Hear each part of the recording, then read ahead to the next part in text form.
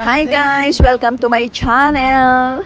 So today video, isi-share ko lang naman sa inyo ang pagkuha ko ng picture doon sa langit. Nagandahan kasi ako guys. So ayan, kuha na yan ay July 14, 2022.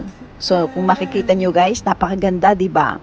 Para siyang damit na tagpi-tagpi. Sobrang ganda niya.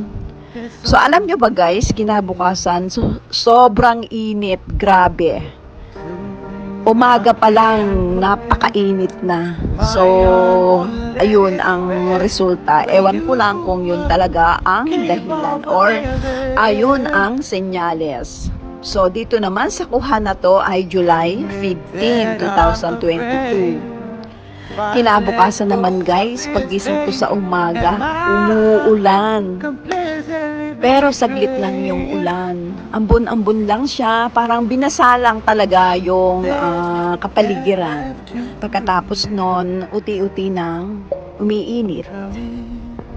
So, binidyo ko yan guys. Sana pagmasdan, tunghayan, ang video ito.